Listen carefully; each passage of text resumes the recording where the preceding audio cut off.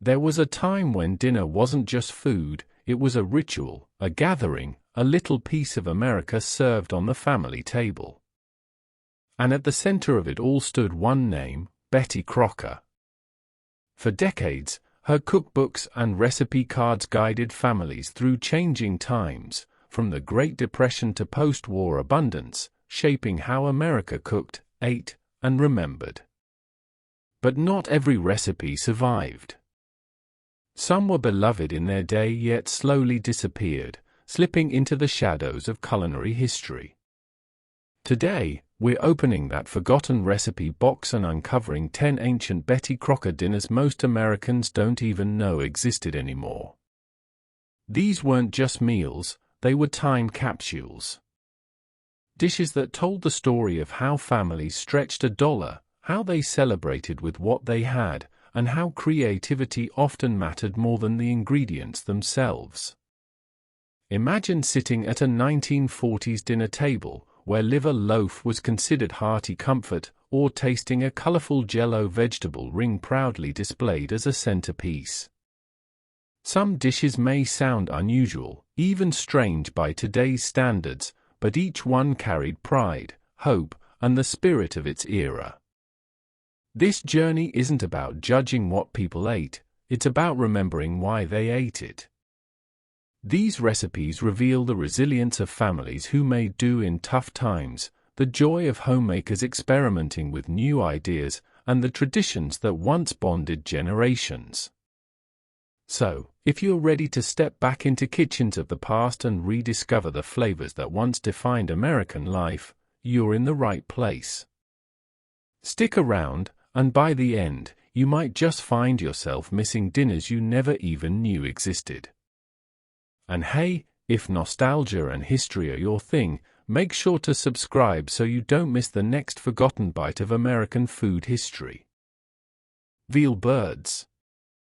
Our first forgotten dinner takes us back to the 1940s and 50s, when veal was a common sight in American kitchens. One of Betty Crocker's most curious creations was something called veal birds. Despite the name, these weren't birds at all, they were thin slices of veal, carefully rolled up with savory stuffing inside, tied together like little bundles, and baked until tender. The stuffing could vary, but it usually included breadcrumbs, onions, herbs, and sometimes even a touch of bacon for extra flavor. Once rolled and tied, the veal birds were browned in a skillet and then simmered slowly in broth or gravy. The result? A dish that felt both elegant and economical, stretching a small amount of meat into a hearty family supper. Back then, this recipe reflected a kind of cooking that's almost vanished today, where frugality met creativity. Meat was precious, especially during wartime rationing, so homemakers learned how to make a little go a long way. Veal birds offered the comfort of a roast with the practicality of a casserole. Families would gather around the table, slice into these neat little rolls, and pour gravy over mashed potatoes on the side. It was dinner that felt like a celebration, even on an ordinary weeknight. Today, veal birds are nearly forgotten. You won't find them on menus, and few home cooks even know the name. But for mid-century families, this dish was a staple of love, resourcefulness, and tradition. It wasn't just about the food, it was about turning limited ingredients into something that made everyone at the table feel cared for. Veal birds may be gone from modern kitchens, but they remain a delicious reminder of how America once cooked with heart, no matter the times. Victory Garden Vegetable Pie. During World War II, Americans were asked to do more than fight on the battlefield, they were asked to fight hunger at home. Out of this call to duty came the Victory Garden, small backyard plots where families grew their own vegetables to support the war effort. And from those gardens, Betty Crocker introduced recipes like the Victory Garden Vegetable Pie. This wasn't a pie in the sweet, flaky sense we think of today. Instead, it was a savory casserole baked in a crust, filled with whatever fresh produce the garden could provide: carrots, peas, green beans, potatoes, sometimes even turnips or cabbage. Eggs and milk helped hold everything together, while a sprinkle of cheese or breadcrumbs on top added just enough richness to make it comforting. The pie was more than just dinner. It symbolized patriotism. Every slice meant families were doing their part, stretching rations, saving canned goods for soldiers, and proving that vegetables could be both filling and flavorful. It wasn't glamorous cooking, but it was deeply resourceful, a way to put pride on the table when luxuries were scarce.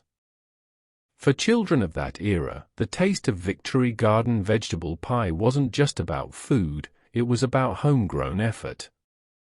They remembered helping their parents weed, harvest, and chop before the dish went into the oven, filling the house with the aroma of fresh earth turned into a meal. Today, the recipe has nearly vanished. Few of us bake vegetable pies like this anymore, and Victory Gardens themselves are mostly forgotten. But in its time, this dish was a quiet symbol of resilience, community, and hope, proving that even in the hardest of times, a family garden and a simple pie could feed both the body and the spirit. Deviled tongue. Now here's a dish that might surprise modern ears: deviled tongue. Back in mid-century America, wasting any part of the animal was unthinkable. Families believed in using everything, and Betty Crocker offered recipes to make even the most unusual cuts taste like a delicacy. One of those was beef tongue, prepared with bold, spicy flavors to create what was known as deviled tongue. The process began with a long, slow simmer of the tongue until it was tender enough to slice.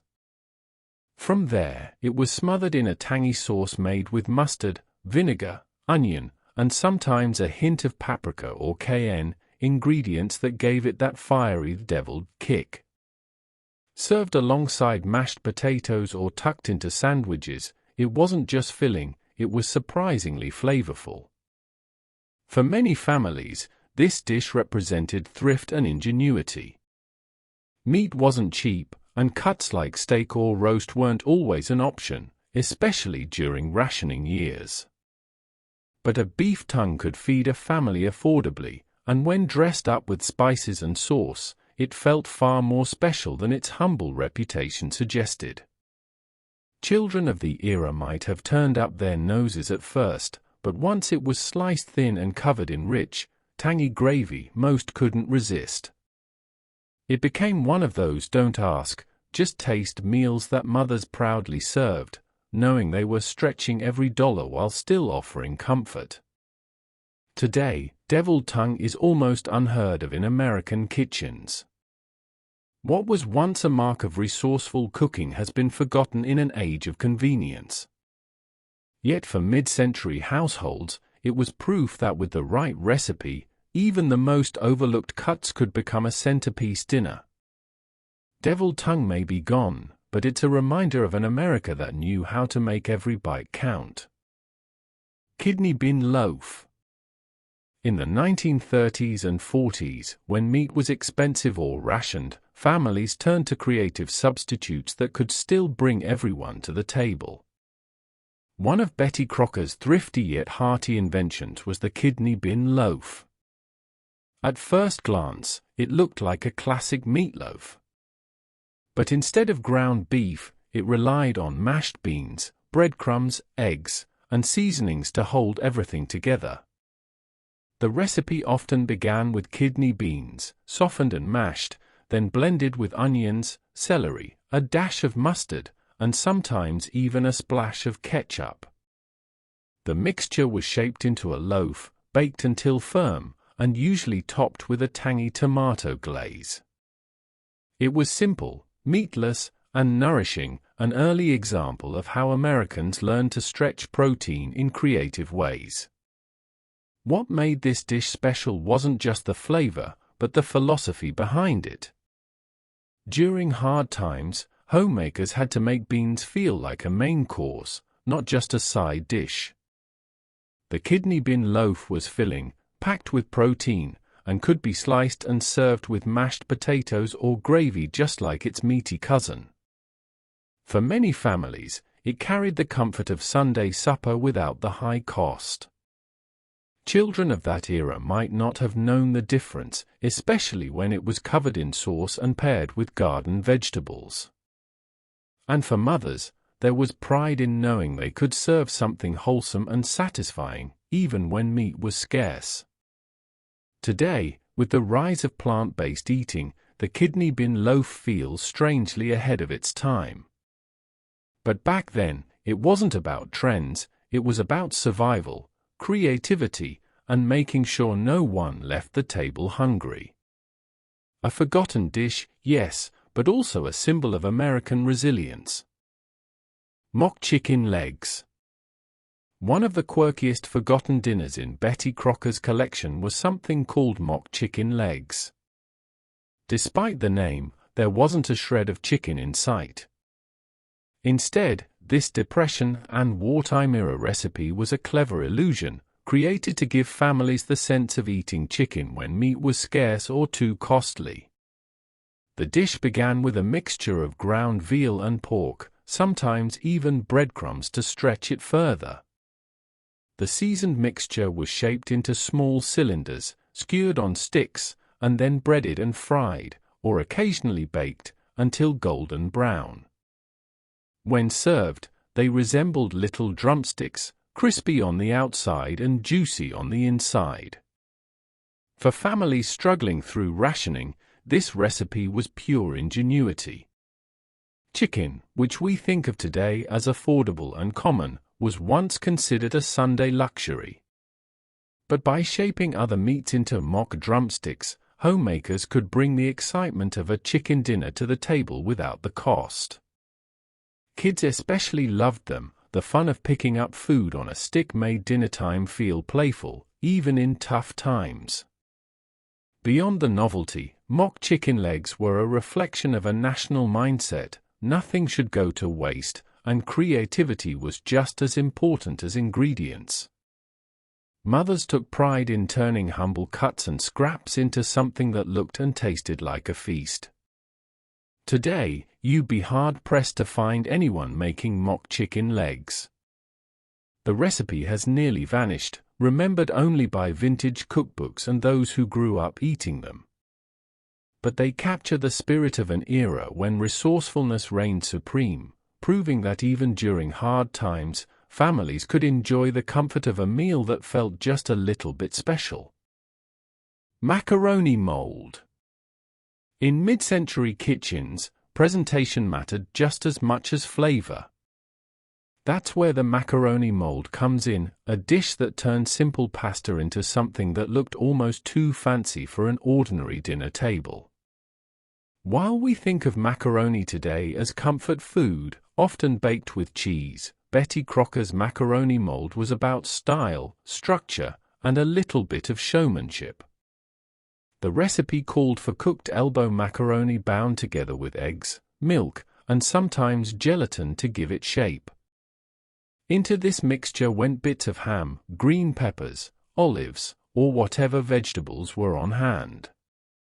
Once combined, it was poured into a decorative mold, chilled or baked until firm, and then proudly unmolded onto a serving platter. The result looked like a centerpiece, ring-shaped pasta studded with colorful ingredients, ready to be sliced like a cake. Families loved the macaroni mold not just for the taste but for the sense of pride it gave homemakers. This was the era of dinner parties, potlucks, and Sunday suppers, when a hostess wanted something that looked impressive without breaking the budget. The macaroni mold was inexpensive, filling, and versatile, perfect for stretching ingredients while still making a statement. For children, it was a curiosity. Imagine being served a wiggly, pasta-filled ring instead of a simple bowl of macaroni and cheese. It might not have been everyone's favorite, but it was unforgettable. Today, the macaroni mold has almost disappeared from American cooking. The molds themselves, once a kitchen staple, now sit forgotten in thrift shops and antique stores. But in its time, this dish was more than food. It was creativity on a plate, a way of turning humble macaroni into a dinner worth remembering. Pineapple cheese casserole. Few dishes capture the quirky creativity of mid-century America quite like the pineapple cheese casserole. At first glance, the combination sounds strange: sweet pineapple baked together with sharp cheddar cheese, but for Betty Crocker and countless homemakers, this was a dish that blended comfort with curiosity. The recipe usually began with canned pineapple chunks or crushed pineapple, mixed with a little sugar and flour to thicken. This sweet layer was then topped with shredded cheddar cheese and sometimes even buttered cracker crumbs for crunch. Baked until bubbly, it came out of the oven as a golden, gooey mix of sweet and savory. For many families, the pineapple cheese casserole wasn't just food, it was an event. It often appeared at holiday tables, church potlucks, or Sunday dinners, standing out as a unique side dish among the more traditional fare. Some served it alongside ham or roast pork, where the tangy sweet pineapple cut through the richness of the meat. Others treated it almost like a dessert, letting the gooey, cheesy sweetness steal the spotlight. The charm of the dish lay in its unexpected pairing. At a time when homemakers loved experimenting with canned goods and bold flavor combinations, pineapple and cheese felt daring yet delightful. Children often loved it for the sweetness, while adults enjoyed the savory bite of the cheese. Today, the pineapple cheese casserole has nearly vanished from American kitchens. Its unusual flavor pairing feels out of step with modern cooking trends. But for those who grew up with it, the memory is vivid, a bubbling, golden casserole that symbolized both creativity and comfort at the family table. Strange? Yes. Forgotten? Almost. But in its time, it was pure Betty Crocker magic. Liver loaf. Among the many thrifty recipes that Betty Crocker championed, one that truly reflects the waste not, want not spirit of mid-century America is the liver loaf. Much like a traditional meatloaf, this dish was baked in a pan, sliced, and served with pride, but instead of ground beef, it relied heavily on ground liver. The recipe often combined beef liver with breadcrumbs, onions, eggs, and a blend of seasonings. Some versions even added pork or veal to mellow the strong flavor, while ketchup or tomato sauce gave it both moisture and a familiar sweetness. Once baked, the loaf was sliced thick, often served with gravy or mustard, alongside mashed potatoes and vegetables. For families of the 1940s and 50s, liver loaf wasn't strange, it was smart. Liver was inexpensive, rich in iron, and considered highly nutritious at a time when vitamins weren't coming from bottles but from the foods on your plate. Homemakers took pride in feeding their families something hearty, wholesome, and affordable. Of course, not every child was thrilled when liver loaf appeared at dinner. Its strong taste and dense texture made it a love-it-or-leave-it kind of meal. Still, many households grew up on it, and for some, it became a nostalgic comfort food tied to childhood suppers around the kitchen table. Today, liver loaf has almost entirely disappeared from American cooking. Modern tastes have moved away from organ meats, and what was once considered economical is now seen as unusual. But in its time, it was a symbol of resilience and practicality, proof that even the humblest cuts could be transformed into a centerpiece dish. Forgotten by most, liver loaf remains a powerful reminder of how America once cooked with thrift, creativity, and heart. Jello vegetable ring. Few dishes symbolize mid-century cooking experiments better than the Jello vegetable ring.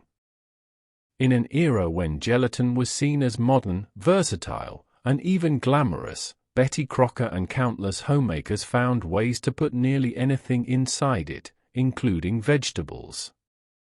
This dish usually started with lemon or lime gelatin, sometimes unflavored gelatin for a more neutral base.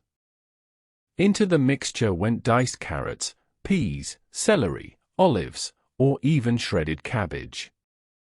Once poured into a ring-shaped mold and chilled until firm, it was unmolded onto a platter and often served with a dollop of mayonnaise or cottage cheese in the center. The appeal wasn't just the taste, it was the presentation.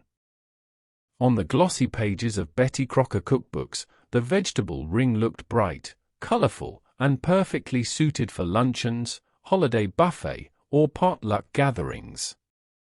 For homemakers, it was a way to turn simple vegetables into something eye-catching, almost sculptural, that proudly sat at the center of the table. For children, though, the experience was mixed. The wobbling ring of gelatin filled with crunchy vegetables could be confusing, even unsettling. Still, it represented a certain kind of excitement, food that was playful, unusual, and unlike anything generations before had seen. Today, the Jello vegetable ring has nearly disappeared. Modern tastes lean toward fresh salads or roasted vegetables, and few people are eager to suspend peas and celery inside gelatin anymore. But in its time, it was cutting edge, a symbol of innovation in the kitchen, when homemakers embraced convenience foods and bold experiments with pride. Though forgotten now, the Jello vegetable ring reminds us of a time when food was as much about creativity and presentation as it was about flavor. It was dinner, yes, but also a conversation starter. Bologna bake. Our final forgotten dinner takes us back to a time when convenience foods ruled the kitchen, the Bologna bake. In the mid-20th century, Bologna wasn't just for sandwiches. It was a budget-friendly meat that could be dressed up into casseroles, loaves, or, in this case, a full-baked dinner straight from Betty Crocker's playbook. The recipe often started with thick slices of bologna, layered in a casserole dish with onions, potatoes, and sometimes canned tomatoes. Cheese or a creamy sauce might be poured on top, and the whole thing was baked until bubbling and golden. Some versions even rolled the bologna slices and stuffed them, creating neat little bundles before covering them with sauce. For families, the Bologna bake was both practical and comforting. Bologna was inexpensive, widely available, and familiar, making it a safe choice for picky eaters. Yet when it was baked into a casserole, it felt more like a hearty supper than a quick lunch meat. It was the kind of dish mothers could prepare with minimal cost and effort, while still putting something warm and filling on the table. Children of that era often remembered it fondly. The salty, smoky flavor of the bologna mixed with creamy potatoes or tangy tomatoes created a taste that was simple yet satisfying. It wasn't fancy, but it carried the flavor of home. Today, the Bologna bake has nearly vanished from American tables. Bologna itself has faded from popularity, and casseroles have given way to fresher, lighter meals. But in its time, this dish was a symbol of mid-century ingenuity, proof that even the most ordinary ingredients could be transformed into a family dinner worth remembering. The Bologna bake may be forgotten, but it remains a delicious reminder of how America once cooked with thrift, creativity, and care.